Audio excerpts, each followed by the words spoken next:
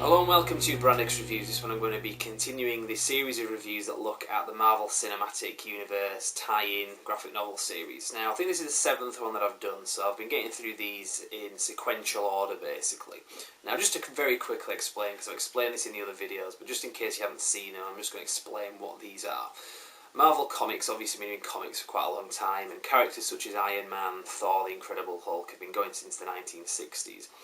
Now, when they started doing these films, beginning with Iron Man in 2008, and there was also Thor, Captain America, the Avengers, Incredible Hulk, these films don't tie in with the comics. They aren't canon with the comics, they're just based on them. So what Marvel did, because they wanted to do comics that tied in with the films, they started off kind of not a reboot, but kind of a branched off series of comics that don't tie in with other comics, they just tie in with the films. So they logically call these the Marvel Cinematic Universe official tie-in films. Now, most of the later ones that they've done have incorporated this logo, the red seal that you can see at the bottom here. So if you're after these in the shops, that's pretty much what to look out for. And a lot of them have this kind of look to them as well. On the front. So as I say, I've reviewed the other ones, so if you want to see the others maybe before watching this, you can go to brandxreviews.com, but I'll just very quickly just show you which ones have come before, just to kind of get us up to the point where we're at now. Now each one has kind of tied in with its respective film. There's a couple of films that have been done that haven't had a prelude or a tie-in. Well, I say a couple, I think really there's only the Incredible Hulk that hasn't had its own kind of tie-in graphic novel. But there was the Iron Man from 2008, that was the first one, so this tied in with that. And at this point they used to just say based on the hit movie, and the graphic novel itself is called I Am Iron Man. And like I say, you can see the reviews of each individual one at brandxreviews.com. Then a couple of years later Iron Man 2 came out, so this was the one that tied in with that. Then there was the Captain America, the First Avenger as it's called in the UK, and again it's just based on the hit movie. Then after this point, they started to do, they started to call them preludes basically, and that was also when they introduced the red seal at the bottom of each one. So there were 2 Avengers tie-ins, and after that there was Iron Man 3 Prelude as well. So that was the last one that I reviewed. So obviously the next one is Thor: The Dark World. Now I said the Incredible Hulk didn't have its own prelude or graphic novel. Actually, come to think of it, the original Thor film didn't have one either. So this is the first Thor tie-in graphic novel that we've had. Now, having said that, this one does actually include a graphic novel adaptation of the first film, which I'm going to kind of cover anyway. But this one came out around about the time of the film, so it was late 2013. Each one tends to be released in the shops when the film comes out of the cinema. So obviously the next one after that was the Captain America Winter Soldier graphic novel. So this one came out a couple of weeks ago as I'm recording this in April 2014. I'll be reviewing that in the next part of this series. And of course there will be a Guardians of the Galaxy one in August as well, which I've got on pre-order at the moment, so in a few months' time we'll be able to see that as well. Anyway, the review I'm trying to do anyway now actually is for Thor, so I'll shut up about the others. So this one, it's got a collection of stories in it. Some of these have, like, from start to finish just one story because there's enough to kind of fill a book. But this one, it was only a 2-parter, was the actual prelude itself. So they've kind of added a few other things in there as well, just to kind of fill it up. So specifically what it's got a Thor adaptation parts 1 and 2, and that's all there is, it's just a 2-parter. And it's just the film, the original Thor film in graphic novel format, so it's kind of interesting to read. But if you've seen the film, you know what's in it, and I'm not going to really go through it from start to finish, because like I say, if you've seen the film, you know what happens. They don't really add anything to it either. Some of the others where they've done adaptations, it's been the film, but they've kind of added a few little bits that weren't in the film. This doesn't really have anything like that. There were just a couple of like tiny little things that they added, but nothing major. Then it goes on, it's got another 2-parter, which is Thor: The Dark World Prelude, which is what you want, that's what you're buying it for basically. So again, that's a 2-parter. And then also there's a bonus 1 issue of Thor: God of Thunder, number 13. which kind of, I think the reason they've put that in there is because they want you to buy another book, basically. So there's an issue of something that is continued, but you'd have to buy another book to see where it kind of follows on.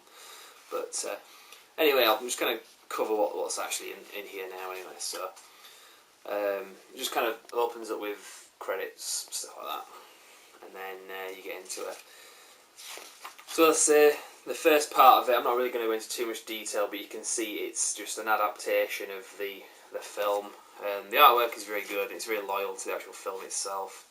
So you can see certain bits in it. So the bit where Thor gets banished, sent to Earth by Odin, you can see here how that scene is kind of depicted in here. So that'll just give you an idea of what the whole thing's like anyway. And it's kind of logical having this because the prelude, the actual Thor Dark World prelude, pretty much picks up right from the end of the original Thor film, carries it through the events of Avengers Assemble from 2012, and then ends right before Thor the Dark World. So it's logical to have the adaptation of Thor, the 2011 film. So you can see this is how it ends. This is how the actual adaptation of Thor ends, as the film ends pretty much, with the Bifrost destroyed. So we'll get into the prelude bit now, which is obviously what you want to see if you're watching this video. So basically it starts to show off the various realms that have been thrown into upheaval because of the destruction of the Bifrost. So it shows you these various areas, and Heimdall, he's the big guy that's like all dressed in gold, that guards the Bifrost usually. He's kind of observing all this and kind of giving a bit of narrative as to what's going on. So all these areas like Jotunheim, Nidvalia, the Badoon worlds and the Vanaheim systems are all it's all kicking off basically anyway.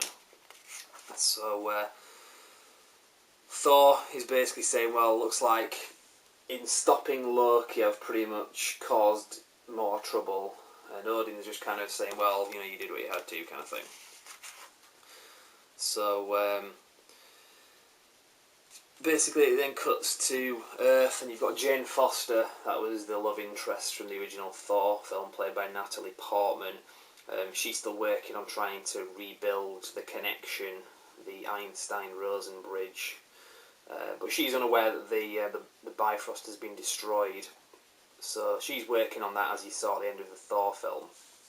So they go to the actual Bifrost site in New Mexico. That was where Thor originally turned up, and they're trying to reboot a connection to Asgard. But something goes wrong anyway. They manage to fire it up, but it doesn't actually connect, and they're saying it's as if there's nothing on the other side to connect to, which is right because the Bifrost has been destroyed. So it kind of picks up anyway to a year later in Asgard, and you've got Frigga, that's the Odin's wife, so that's Thor's mother, and she's kind of channeling anyway, and she picks up that Loki is still alive, because as far as they're aware, Loki was thrown off into the ether basically, and not the ether as in the thing that's in the Dark World, but just in generally, thrown off into space, let's just put it that way.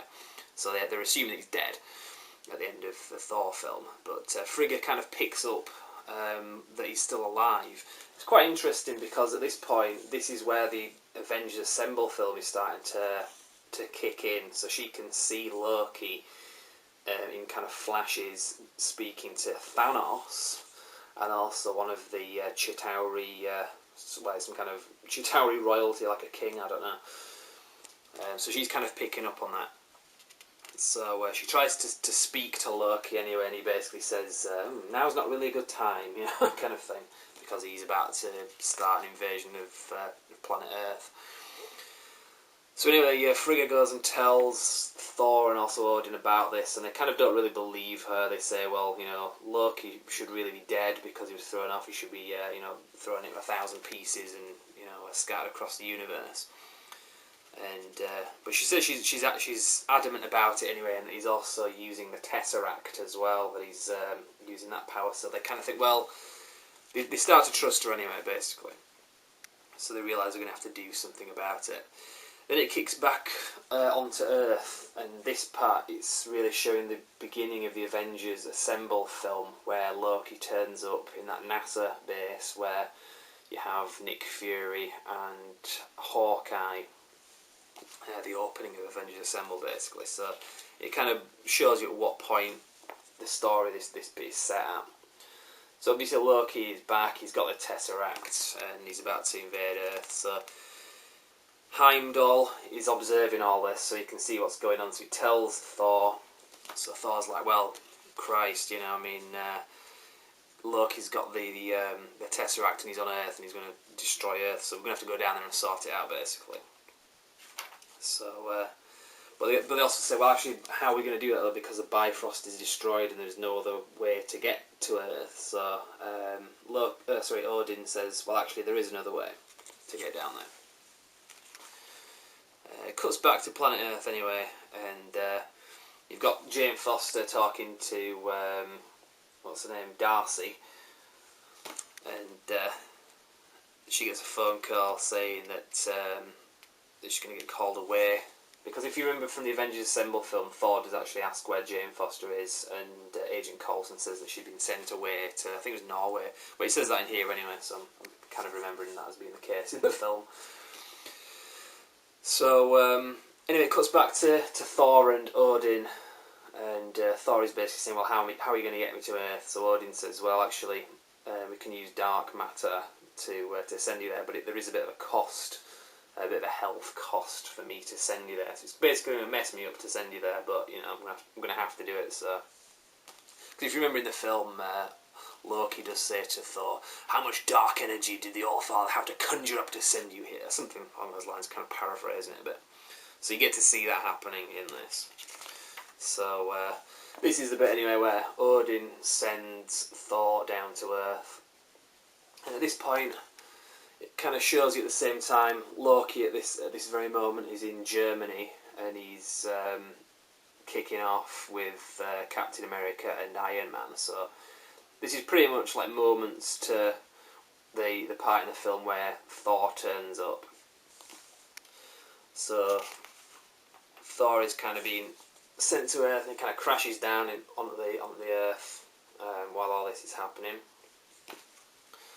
And that's the end of part one anyway, so part two, the second part, the final part kind of kicks in here. So it shows Lady Sif talking to Heimdall. Heimdall says, yeah, Thor's safely landed on Earth now, as you can see that. And he says, yeah, and Thor is there and he's in a bit of a bad mood. So you can see the events of Avengers Assemble. So we've gone from the end of Thor through the Avengers now. Avengers Assemble from 2012. So all that's going on. It cuts back to Norway anyway, and it's got Jane Foster and Darcy. And at this point, they've realised that Thor is back because they've seen it on the internet, on kind of the news on the internet that Thor is back. So Jane Foster's kind of getting a bit kind of worked up about it because obviously Thor said he was going to return and all that to see her. So she's a bit excited about it. But at the same time, they're saying, well, there's nothing you can do about it. You're going to have to just kind of sit this one out. So it goes back to the end battle, the Battle of New York from the end of Avengers Assemble. There's some funny bits in this as well. There's a bit where Captain America is talking to Thor and he's asking him if he's ever watched Game of Thrones because it's pretty much like Thor but with sex and with dragons, basically. I don't watch Game of Thrones, but I know it's like a massive thing that's got a lot of fans, so that's quite funny anyway.